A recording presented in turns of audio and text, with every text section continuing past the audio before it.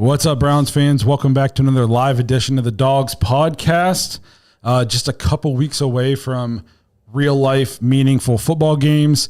Josh and Justin were up at camp today, so they got some cool stuff to tell us. We're going to talk about all the rumors we're hearing flying around the Browns, some injury updates, what we've liked so far in the preseason, what has us worried. I think we got a pretty fun live lined up. Before we jump into everything, though, remember, if you want to get your intros and your voicemails on the show, head to thedawgspodcast.com, tap leave voicemail in the drop-down menu.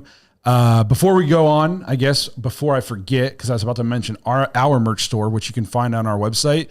Shout out to the Tuscarawas County Browns backers for these sweet shirts. Yep. We all got these Tuscarawas County Browns backers shirts. I picked them up yesterday, and he's like, maybe you could wear them on the show sometime. I was like, hey, man, I'm already planning on wearing this tomorrow. So that was the point. That was the point. So if you're local to Tuscarawas County, somewhere around here, and you're looking for a place to watch a Browns game, hang out with Browns fans on Sundays, check out the Tuscarawas County Browns backers. They meet at Shenanigans Bar in Dover right off Route 800. They're super nice guys. We've done stuff with them. They've been able to put together some pretty cool events. They've had Stump Mitchell down there a couple times, and he told me about some other stuff they're working on. They got some cool contacts from our good friend Kenny Mack. So Kenny Mack out here doing the Lord's work for all these Browns backers. A club. So if you're local, check out the Tuscarawas County Browns backers. A lot of good guys over there. Shenanigans is a good place to get a bite to eat, watch a game. So check them out. A bunch of nice guys. Awesome to hang out with, and we appreciate the shirts. They're awesome.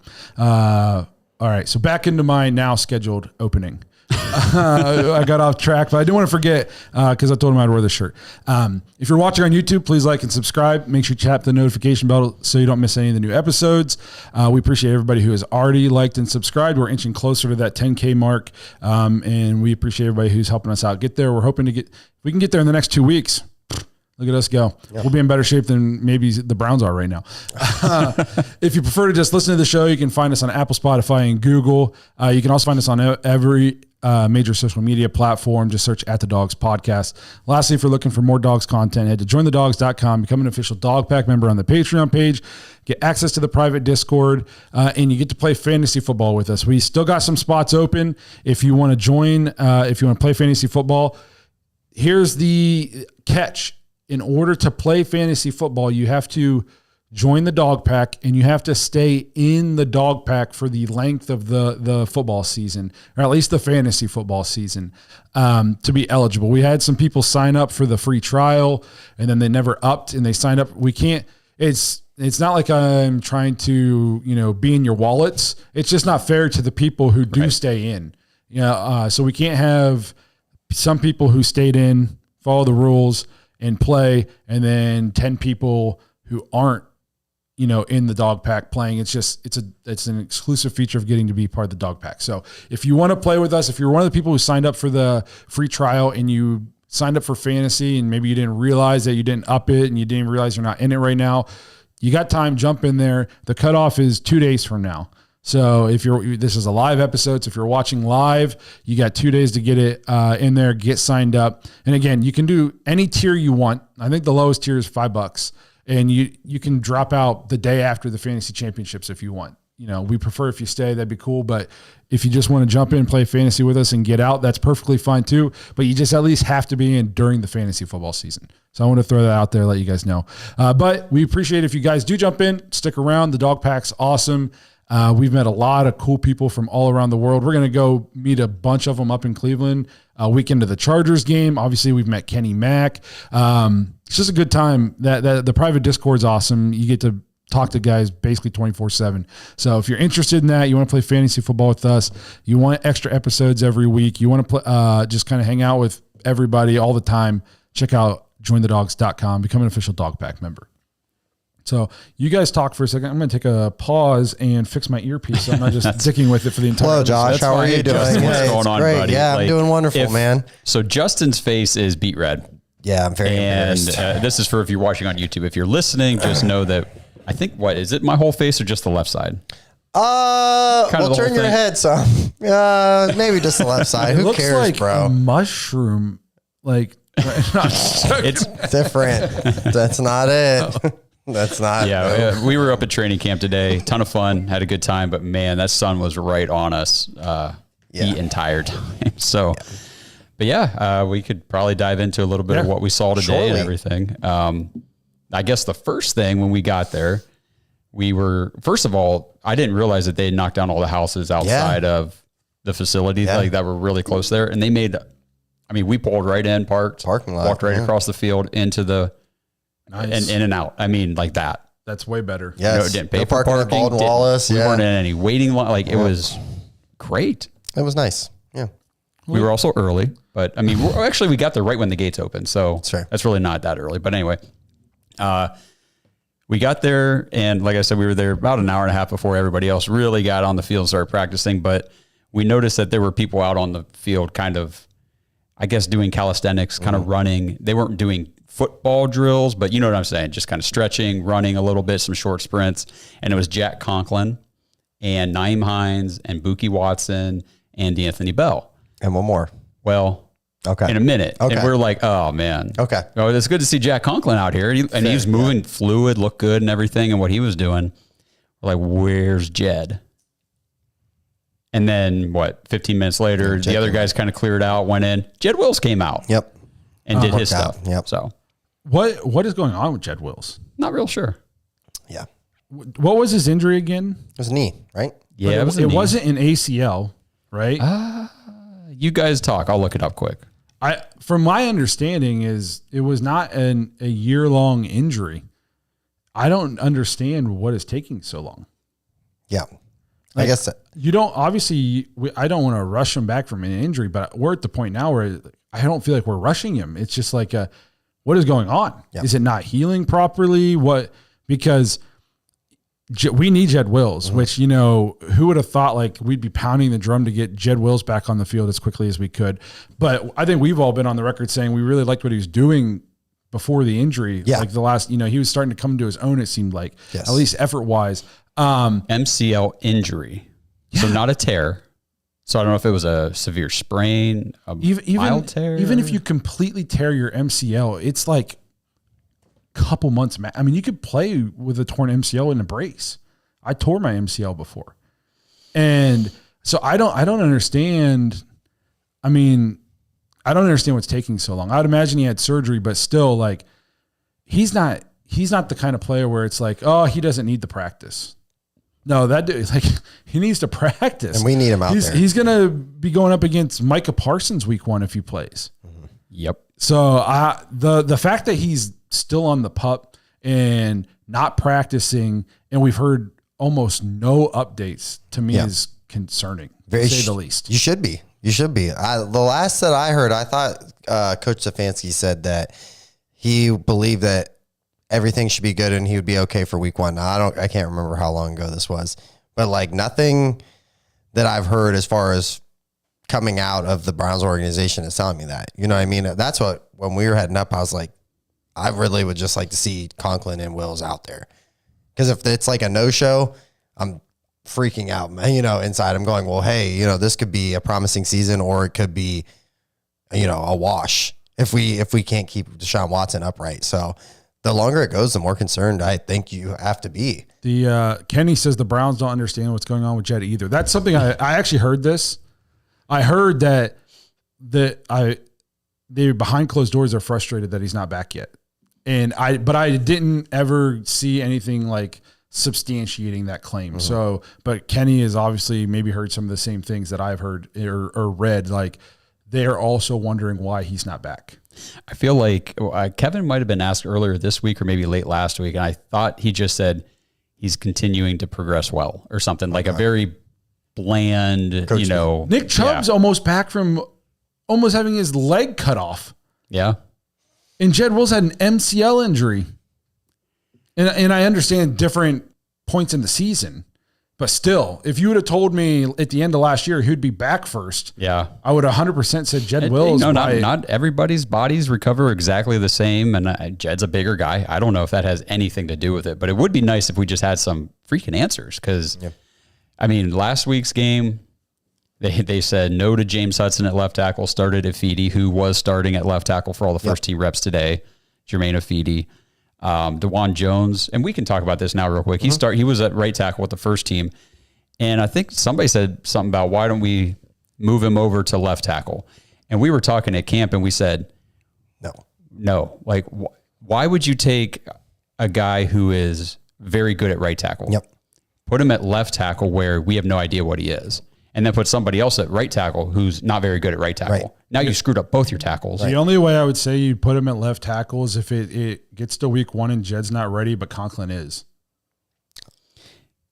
Well, you talking about DeWand over at left? Yes. The reason why I say that people need to just kind of maybe move on from that idea is that he hasn't practiced there once. Like, he's not getting any run in the preseason games, in training camp. He is right tackle. I get that. But at the same time, are you going to play left tackle with a guy who's not as good at playing football as a guy you're going to leave sitting on the bench if Jack Conklin's healthy, and then watch your quarterback run for his life all game while you have a guy who you think is very good sitting there just because it's on the other side of the line? I would at least giving him a shot. Do we think there's a chance that maybe Conklin goes to the other side? No. I think the fact that we're still discussing this, I remember having this conversation back in like February or March, talking about, who's playing right to all this stuff. And here we are, a couple weeks away from the season, and we don't have either of them back yet. Concern level? And I've been, high. Through the roof. Okay. For the record, I've been on this show saying I don't want DeWan Jones to go play left tackle either because but if my choice is let DeWan Jones try it out against Micah Parsons or throw out all these other people, my choice is going to be let's let at least DeWan Jones is better at football and let's just see what he can do, because I'm not watching Deshaun just run around for his life while a guy who is better is just sitting there because we didn't try it. I'm at least trying it. Yeah. Andrew Jackson, super chat, says Jed seems very weak-minded. Why wait to come out and stretch when your peers aren't around? Can't take criticism right now at all. I get that. I think that could be a potential explanation for some of that. Who knows? Maybe he was in the training room getting his knee wrapped up and it took longer than the other guys.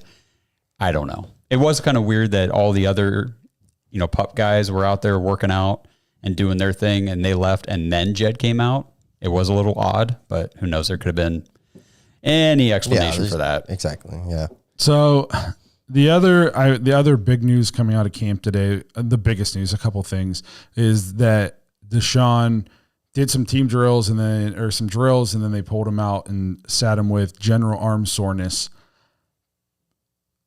Though you had thought he got put on season-ending IR. Really? Because we're sitting there. Stuff. We weren't even I wasn't on Twitter at all today. We were sitting there just watching, and it was like Jameis is taking all the first team reps here in the team drills. We're like, well, maybe Jameis is starting. Yeah, that's kind of what we took. We kind of just took it as hey, because we didn't know about the arm soreness. We just took it as hey. Looks like coach isn't that confident in this tackle situation. Because Deshaun was out there in individuals doing all the throws and everything on the other field. So we're like, okay, well, maybe they're just trying to get Jameis some reps with the ones to get ready for Saturday. I don't know. Yep. So I guess my thing with it, I'm not panicking about general arm soreness, mostly because we're now, we're deep into training camp in the off-season program and into the preseason. The dude's throwing 80 balls a day for the last month and a half. Yeah. I mean, there's a reason pitchers pitch on 5 days rest in baseball. You know what I mean? And I understand it's not the exact same motion, but it's not crazy to think that your arm can just get sore. You know what I mean? And it's one of those things where if it's in a game, he would have still just kept playing. Yeah. Or even in the seat, you know what I mean? But why push it in a practice today if he's a little bit sore and he's been throwing 80, 100 balls every day? You know what I mean? Like, to me, I'm not panicking about that. Where do we stand on, does he play on Saturday? I mean, we had this conversation on our Discord show on Sunday. Yeah. Obviously we had less information. We have more information now and everything. We know that it's going to be Feedy starting unless he gets hurt in the next day or two, who knows? Right. And DeWan. So those are your tackles on that starting offensive line. Can Afidi hold his own for a couple series just to give Deshaun some game reps? Are we really? I mean, there's 4 other starters on that offensive line. DeWan Jones is pretty much a starter, right? He was most of last season. Yeah. So I guess it kind of comes down to that arm soreness. If it's general arm soreness, his arm shouldn't still be sore. No, it should be fine tomorrow. Honestly, my thing too, like I do want to see him out there. Now, like if obviously there'll always be risk for injury, but if it's like going to be Hudson and, like we're just throwing together this, misfit line and we can't protect, I don't think it's a good idea to put him out there. But like, let's say last year plays out like it did this, like, you know what I mean? Like it could this year. Let's say a tackle goes down. Are we benching Watson week 2 because of Feedy's playing? No, like he has to, like, especially like we're heading into getting ready for Dallas week. Like get some reps. We need reps, like. I didn't care if I played left tackle in this game. He needed to play. Right. Like your first live game reps cannot be Dallas. When you haven't played in almost a year. And before that, you had hardly played in the previous 3 years.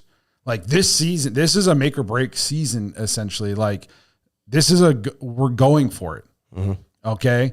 Like he's got to get some game reps. We got to take the bubble wrap off. At the end of the day, he's a football player. And I'm not saying go out there and put him in empty sets for 15 straight plays and let him just get murdered. But if you have to chip, we're not running our offense anyways. Chip him with a tight end, chip him with a running back. Tell him he's got to get rid of the ball in 3 seconds. You don't care if he's just throwing it out of bounds. Do something. But the guy's got to get out there and play some football. Mm-hmm. And he's got to get game speed and game reps and play a little bit. To me, he's got to play. You cannot go into week 1 not having played in almost a year. And then week 1, I don't want to hear, well, we're just trying to get used to like the speed of the game and that's what the preseason's for now. That's why we did that. We don't have our schedule at the beginning is brutal. Yeah. We can't start 1-5 because we're shaking off the rust. Right. You know what I mean? Like the way this schedule is set up, this season could be over by week 6 if we're shaking rust off. Which I don't anticipate, but we'll see. And I'm with you guys I obviously think it'd be great if he comes out and plays. I don't really care how long, couple series, just kind of get the juices flowing. I'm kind of tired of saying rust. I just getting the flow of the game, just getting game speed and all that stuff, like you guys said. But I saw somebody post on Twitter too, said, if Deshaun Watson needs 2 series in a preseason game to be ready for the season, we're in big trouble. That's fair. I get that. Like, even if he didn't play, he should still be able to come out week 1. Maybe the first quarter's a little like, okay, it was kind of slow, but it's kind of like that no matter what. And obviously I'm a big Watson fan, but there's been a difference between a little slow and he's just spiking the ball into the ground, So like, I don't want that week 1. We need to let's get that out of the system on Saturday. I need to see like hit the ground running. We're playing at a high level. Yeah. Week 1. Like you said, we're not going to be running our offense probably anyway on Saturday. And I guess I'm encouraged enough just the fact that he's been available all training camp, running the new offense and learning it that way. So, but at this point, I kind of think there's been a lot of reports that the offense has been bad. You want to talk about that? Yeah. So, yeah, we were up at training camp today, and we were like, "Where are these plays at?" Yeah. Yes. We've watched 2 preseason games, and I know that we're not unveiling the new offense, but I doubt the plan was to look anemic, to look like we didn't know what a chunk play was, or to try to. We were like, we're not trying to score points. I'm not pressing the panic button, but between what I've seen in the preseason and what I've heard of reports coming out of camp, especially it's not like the Vikings defense is like, they're not elite. Yeah. Mm-mm. You know what I mean? And above average. And the offense does not look good. And I've heard varying reports on how Watson looks. I was talking to a guy and he said, the dude from The Athletic was saying like, he looks okay sometimes, but he had, like, as a whole, a lot left to be desired from what I've seen of the Browns offense and Deshaun in camp. That has me, I'm at least nervous. And some of it is the offensive line play. I get that it's been a turnstile up front. That being said, we got him to overcome some of that stuff. if we had to have like an all-pro offensive line and Amari Cooper and all these guys, we could have just kept our old quarterback. Well, that was what the narrative was, though. You know what I mean? The narrative was always, well, if it all has to be perfect, then it's, you know what I mean? It's not ever going to all like. We need a guy to elevate the other guys. Yes. So if, if the offensive line's banged up, well, that's okay because our quarterback's all world. He can cover up some of those deficiencies. Mm-hmm. So the way I kind of look at that too is he's going against the Browns' first team defense in camp. I mean, the Browns have one of the best defenses in the league, and it's Myles Garrett, Zadarius Smith. We saw them out there today. There was one play where I don't know who was playing right tackle. It wasn't DeJuan. It was whoever was on second team. Mm-hmm. But Myles Garrett went like the dude didn't even have a chance to touch him. Went right past him and tackled the running back in the backfield on a handoff. Yeah. Like play done. So we got these backup tackles going against these, stud defensive ends and stuff. So I think there's some of that, but I think the reports during Vikings week last week was pretty much good though, that he was. It was okay. It was okay. Again, I've heard it was. I heard the first day was really good, and then the second day was kind of more. I heard both that sides. Coming out of the joint practices, either both teams had the best defenses of all time, or both offenses were shitty. That's what I heard. That doesn't make me feel good. I know watching today, and obviously we're talking second, third, fourth string, guys that might not make the team, guys that might not even, maybe their practice squad. I would look at Josh and go, yeah, that's a sack. In a real game, that's a sack. You know what I mean? That there was probably 5 or 6 of those plays where it would have been a sack, and then they extended another 5 or 6 seconds just for, scramble drill and all that. But and I'm not saying that he's got he has to be Superman. I mean, even Pat Mahomes got beat by 40 in a Super Bowl because his tackles were bad. Yeah. But man, we gotta be able to elevate some. Well, and Kenny's in the chat here. He made a good point. We talked about this at camp today. He says all we've done in the preseason is just throw to running backs and tight ends. Yep. And that's what we saw at camp today. I mean, they for the first team, Kenny, just to alleviate some of that, Jerry Jeudy looked good. Yeah, Jerry Jeudy looked healthy. I've heard since he came back, he's been making plays. His route running is nice, like crisp, and just putting moves on guys where it's like, hey, because I've heard things about Jerry Jeudy, like his rack ability, with the ball in his hands is actually pretty damn good. Yeah, rack. Okay, big rack. Nice. Yak ability. How's that? Cool. Not run after. Well, no, it is run after. Yeah, you're good. Yeah. So anyway, you guys just throwing me off my. Absolutely, that's what I do. But he looked good today. Yeah, I agree. Whenever you got down to that second and third string, that was where it was.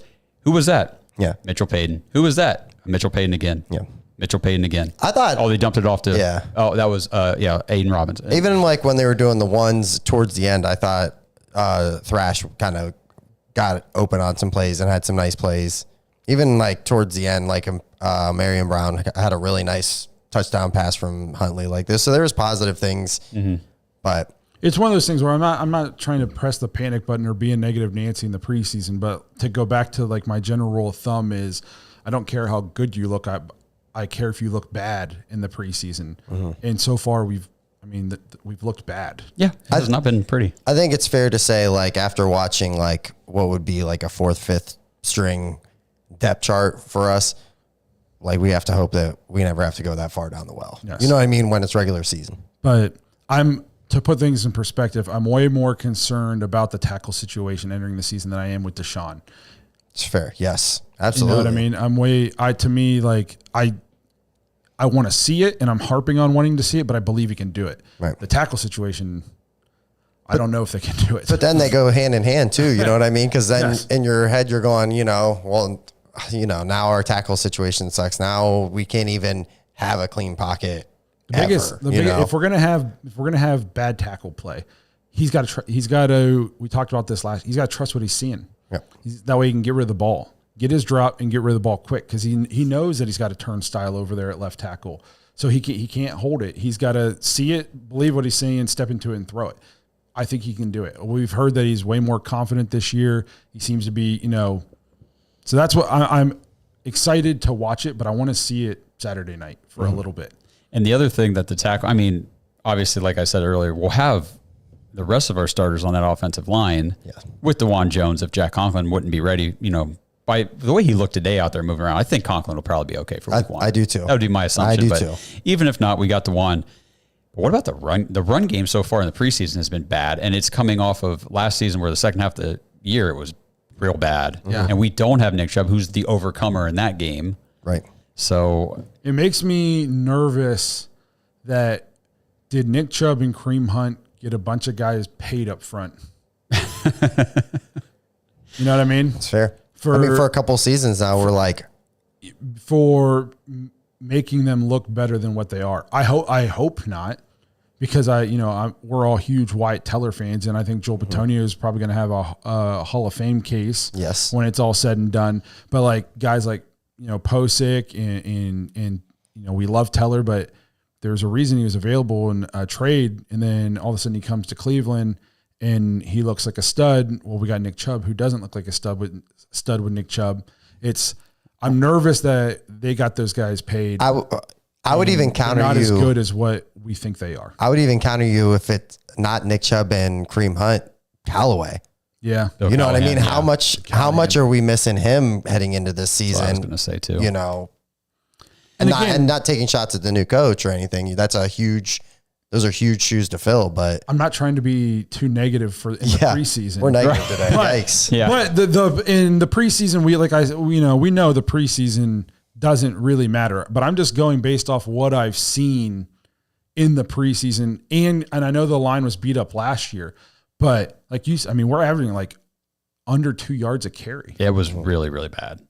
And I guess, again, not to overreact to like results of the preseason in terms of like total yardage and points and execution. Exactly. And I just don't feel like we are over or out physicaling the opposing line, defense or up. Now, defense last week in the second half looked like it got it going, and they were kind of beating up on their backups a little bit. That was good to see. Yeah.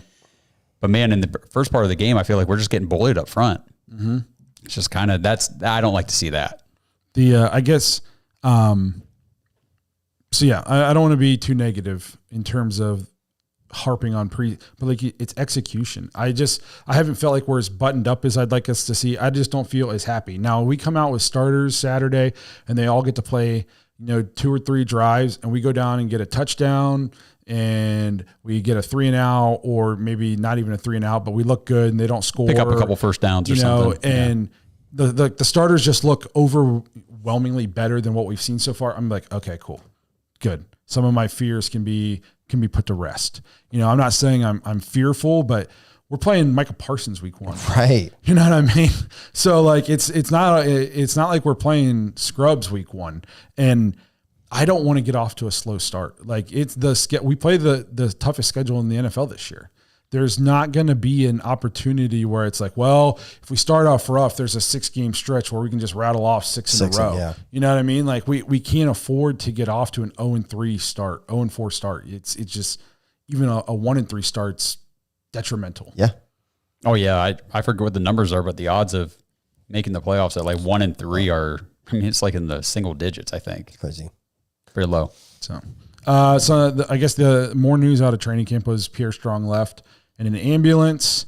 So now the running back room is thin. Yeah. So we didn't I was actually going online just for 1 second there. And that was the first thing that popped up on my timeline. I said, Justin, did we miss this? We're sitting here. Yeah. When did Pierre Strong get hurt? Well, he got hurt earlier on in an individual drill. Mm-hmm. You said it was like a hang dummy. Yeah. The hanging dummy drill or something where they run through the thing or whatever. Mm-hmm. And he walked off with trainers. What'd you say? It was bruised sternum? Rib contusion. No, rib contusion. Rib contusion. Yep. Okay. And shortness of breath. Okay. That's what I saw was. So it was an overly cautious response, which is fine. But he was short of breath, and he's having pain up here, so they probably were like, make sure it's not a lung cracked rib or something like that. Punctured lung. Yeah. I would imagine. Now, here's the thing: is rib injuries are painful. Yeah. Those ribs can. But the running back room is definitely getting thin again. We went from look at all this. It's a log jam at running back, even without Nick Chubb, to hopefully nobody else gets banged up. I mean, that's crazy because you think Nick Chubb's out, right? Jerome Ford is healthy. He looked healthy today. Yeah, he did. Foreman just got airlifted out 2 weeks ago. He looked good in the preseason. He was back out there today looking good. So. Yep. Strong, now he's out. We thought Hines is still not we doing saw any team drill or any actual football drills. Yep.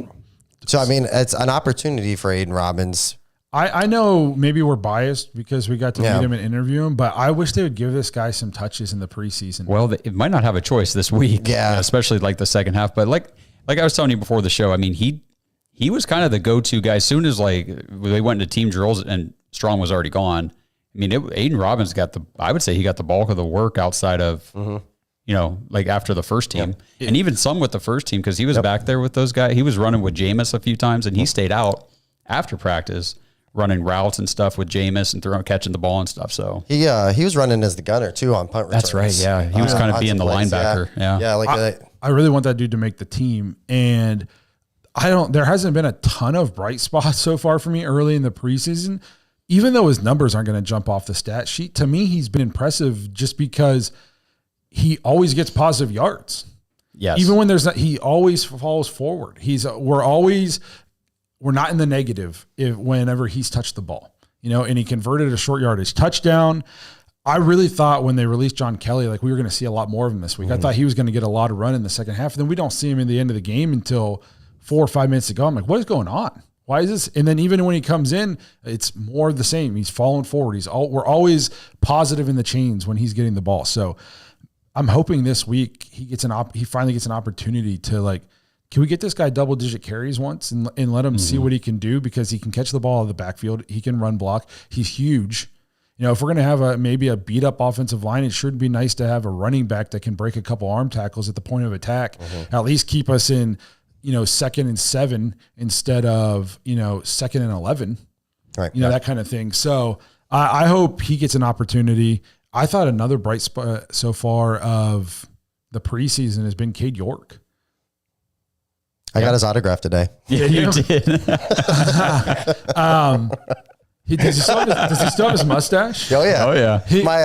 I took Kenna up. She met him. Kenna was the lightning. She did the work today. Good. Heavy lifting. He's been a bright spot for me. Yeah, sure. That's what we talked about on Sunday too. Like one of the positives, because again, there's not much to glean from these games so far, but he came out and just knocked through another 33-yarder just like it was nothing, and up and in. That's what you. And he's been perfect on extra points. Yeah. To me, hopefully they can keep him around somehow.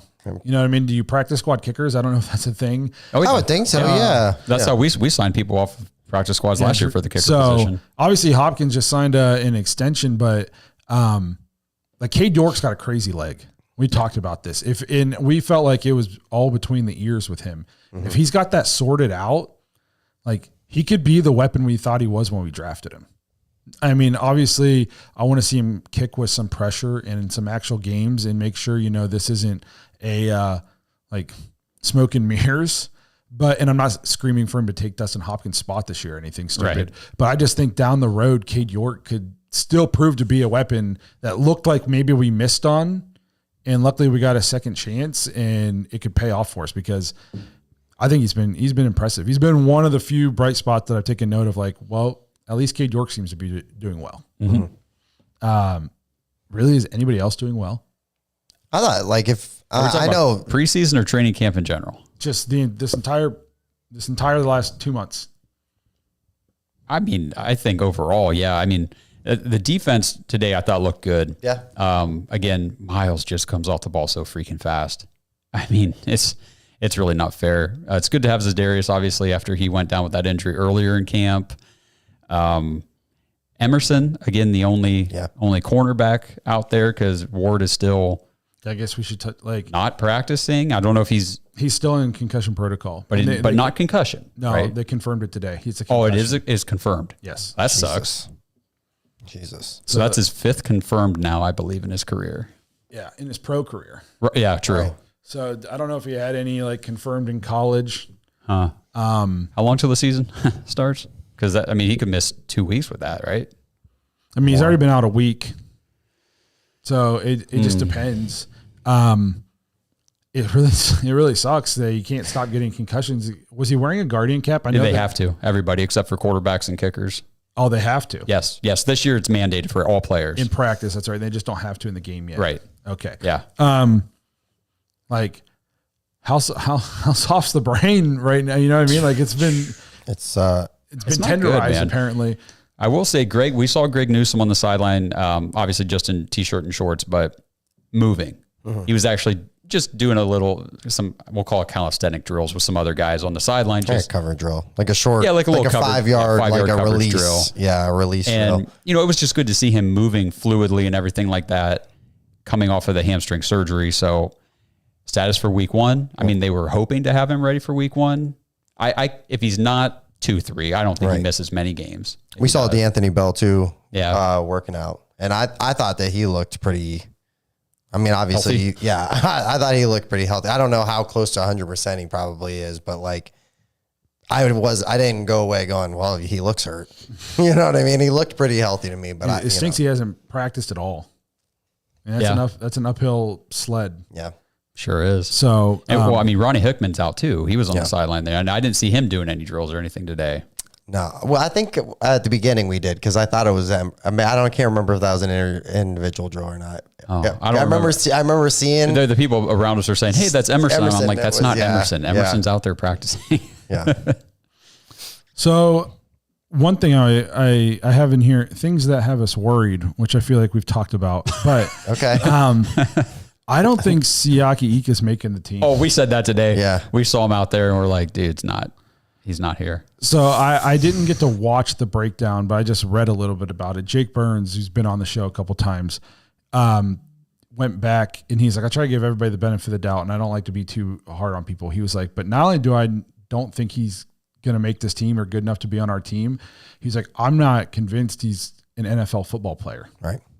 How telling was it in that game that he's out there in the fourth quarter with late? I mean, dude was with guys until the end. Yeah. Yeah. I think dude was drafted in the 3rd round. Yeah. Last year. And he's playing at the very end of the preseason game in which we had a joint practice with this team. Yeah. Like this is supposed to be players that are going to be in the XFL. Yes. And he's on the ground more than I mean, I know we were excited because he like transformed his body. You're like, oh, what's Ika going to do? That the writing was on the wall when he couldn't even sniff an active game day roster last year. So true. Like healthy scratches for a guy who you picked in the 3rd round is not good. No, I mean, we chalked it up to the depth being part of that. And then he was kind of injured or whatever to start the season, but there's obviously more to it. While I was watching that game, I was wondering, I'm like, is this the Cleveland Browns trying to offer this guy up like one last chance? Or is this dude pretty much telling the Browns, hey, I'm trying to still be on this team. Like, let me stay in there. Let me get more reps, blah, blah, blah. I mean, it doesn't look good either way.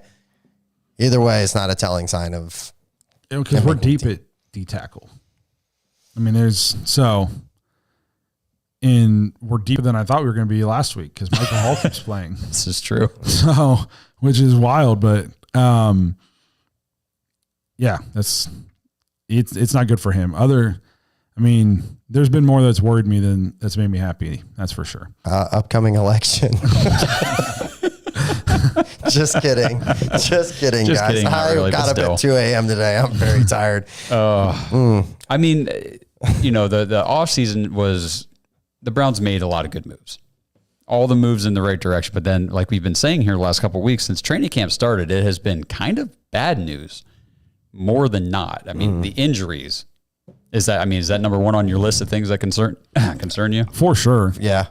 The injuries, I don't know. I know they keep saying we're happy with the guys that we have. I'd be calling every free agent left tackle. The only thing I can think is they're waiting for like the roster cut downs and for getting some guys. But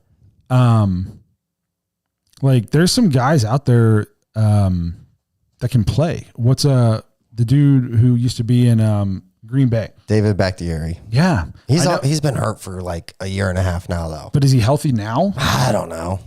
He's not on a roster and he was an all-pro, tackle 2 years ago. If he has a clean bill of health now, that's better than all the tackles that are currently hurt on our team. So I'm calling him and we'll play him until he gets hurt. And then hopefully by then Jed's back. Yeah. And we don't know if maybe they have called him. You think if we'd called him, there would have been some kind of report about that we've reached out to him or something. But I would be calling, we need to sign, honestly, 2, arguably, left tackles. Unless Jed's going to be back, like tomorrow. Because you cannot, you're potentially one injury away from James Hudson playing left tackle for you. Oh, we've done that. Yeah. That's what I'm saying. Like that's my whole argument on this like tackle thing. I'm like, I've already done this. And we've kind of like, we're obviously big Andrew Berry fans, but we've kind of seen things like this before where it's, it seems like we all notice that there's a glaring weakness. Like a couple of years ago, it was our interior defensive line, and they seemed like they were just perfectly fine with it. And we were weak at linebacker, and it seemed like they were just fine with it. And we were like, well, maybe he knows something we don't know. Turns out he didn't. We had the worst run defense in football, and they were just gouging us for 300 yards a game. This seems like something we maybe should have seen coming when Jed was still not healthy yet. And your first option's a guy who we've watched play and be awful over and over and over and over again. Like how is this the option? And like, so just because I like Andrew Berry doesn't mean I think he is absolved from all criticism in this. Like, there's no way you could have been looking at your roster and going, yep, behind Jed, we feel pretty good. If Jed has another injury or if he doesn't get back in time, we can roll with this guy. There's no way. Well, there's no way. Yeah, and I don't know if the plan was to like definitely roll with James Hudson because, I mean, he did sign, Jermaine Afidi and Hakeem Adeniji, who is now on IR. So some of this stuff is the injuries where it's like. But who are these guys? Depth tackles. Yes. But that's what you're getting. They're not proven players that you feel good about. Well, but I'm saying when you're signing depth linemen, that's what's available. But your backup left tackle isn't a depth piece.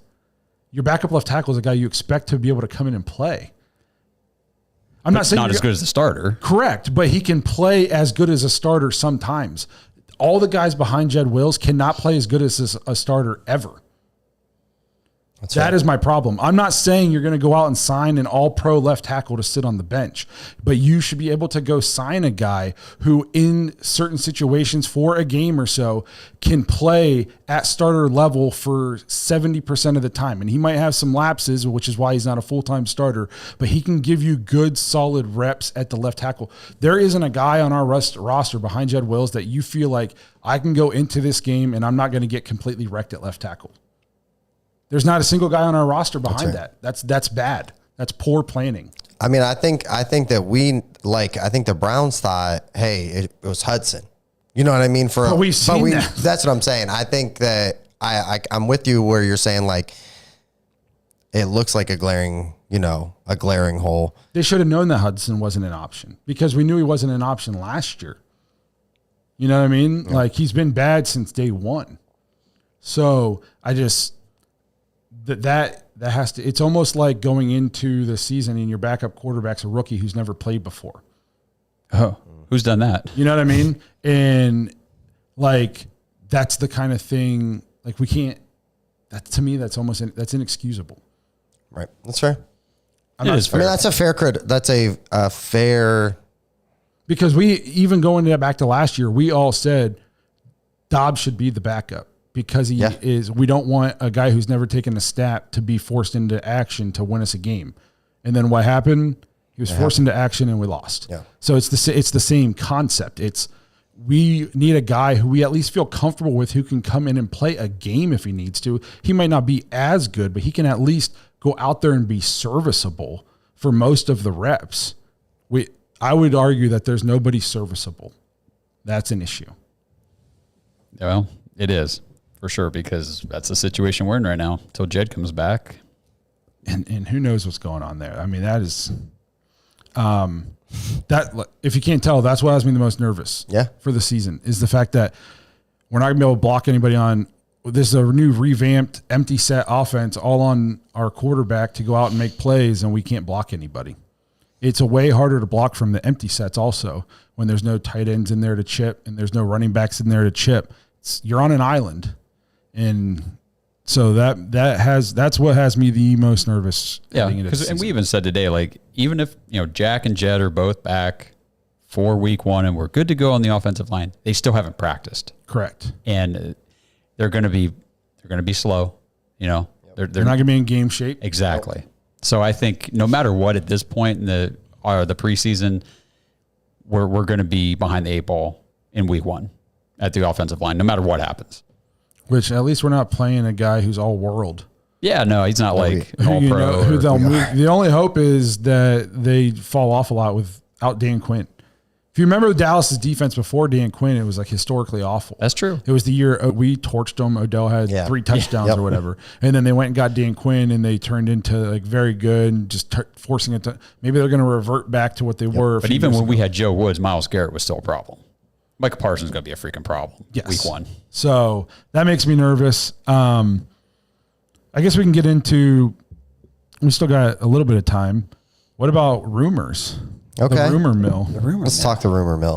I keep seeing things online, and I don't know how true they are. And everybody on Twitter pretends to be a reporter, and so. But I've seen at least a lot of chatter. Me too. I've seen these things that the Browns are very much trying to go after CeeDee Lamb to the point where I've seen they even have like a deal that they are comfortable with and a contract that they want CD to sign that they are comfortable with, but they're not going to push the deal unless CD were willing to sign it. I don't know if any of this is true. I wouldn't put it past Andrew Berry to at least be kicking the tires. Yeah. Because clearly they're not opposed to upgrading the wide receiver room if we were in on the Ayuk deal, which there's differing reports where we're just driving up the price, where we, playing chess with the Steelers while they were playing checkers, that kind of thing. There's, other reports, but I would be in on CeeDee Lamb. Did you guys, I told Josh, I want to say it was Brad Moneymaker. He posted the rumor, what the projected trade was or what the rumor trade was. And it was CeeDee Lamb for Nick Chubb in a first. And I said, fucking do it right now. And I love Nick Chubb. He's one of my favorite Browns players of all time. If you can sit there and tell me that you would keep Nick Chubb, you would rather have Nick Chubb over CeeDee Lamb, we've lost you. We've completely lost you. This is fandom. This is complete insanity. Here's the only, obviously I'm with you. You make that deal before they can change their mind. Don't let them think about it. Yeah. There's no way Dallas would make that. No, not a chance. There's no way Dallas would make that deal. But I do think we've robbed them once, So could Andrew Berry pull off something again? Maybe. And I would definitely be kicking the tires on it and seeing, we all agree that Amari Cooper's not long for the Browns. Is probably his last year. So if you can replace him with CeeDee Lamb and have CeeDee Lamb and Jerry Jeudy going forward. Yes. And, like if Cedric Tillman, he's looked really good in the preseason. He's been a bright spot in camp and stuff. So it says CeeDee Lamb is under contract. He's not going anywhere. I agree. Well, I don't think he's going anywhere, but I think it has less to do with him being under contract and more just the fact that they're not going to let him leave because they know it would be riots in Dallas. Yeah. The last thing that I saw about it was that both sides were very close. Like Dallas had their number, CD had their number, his number, and they were very, very close. Like I told Josh earlier, I was like, I wouldn't be surprised if that deal's done today, tomorrow, in the next couple. If you're Dallas, and I know we're a Cleveland Browns podcast, but if you're Dallas and you let CeeDee Lamb get traded or you eventually long-term let him leave the team, you don't lock him up, I don't know what we're doing. I don't know what Jerry's doing. The only reason I can think is like Dak's coming up to get paid again, and he's going to command. They're talking about they're going to let Dak walk. That's the rumor.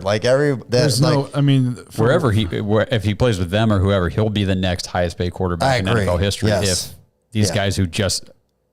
He finished second in MVP voting last year. Yeah. Like he might not show up. That's the big argument with like Dak. Everybody's like, "Oh man, he doesn't show up in the postseason." And you're right. But NFL fans, though, not just Brown fans, NFL fans are so dumb in this regard. There's not franchise quarterbacks aren't just walking around. Trust us. You know what I mean? Yeah. You know what I mean? Like.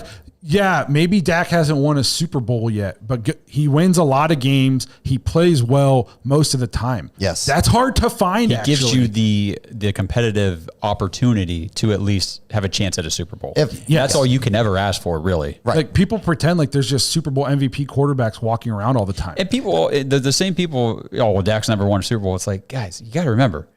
Josh Allen hasn't either, but we're not. There's been some playoff games recently where he's actually played pretty well, and the defenses took a shit. And it's just the team overall just has not gotten over that hump. I don't think you can just lump it on one guy. Yeah. So That would be wild.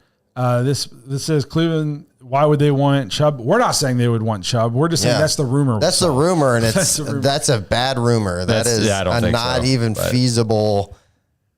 I feel like every running back that's been semi-available or rumored to be like traded or cut this whole offseason has been, they're going to Dallas. They're going to Dallas because they don't have a running back. Yeah. Yep. Or at least people don't perceive them as having a running back. Right. They have two, but they have 1.5. Deuce Vaughn's really little. I wasn't even counting him. I wasn't even counting him. I would say 2.5 then. Well, I guess 2. Just 2. Bad math on my part there. So let me see here. TK, I've been seeing him talk about the trenches. Yes, football is won and lost in the trenches, but this argument, Detroit Aikman, Joe Montana, Terry Bradshaw put up big numbers. No, because when you have a domino line, you control the game with a balanced attack. How many Super Bowls Marino won breaking records?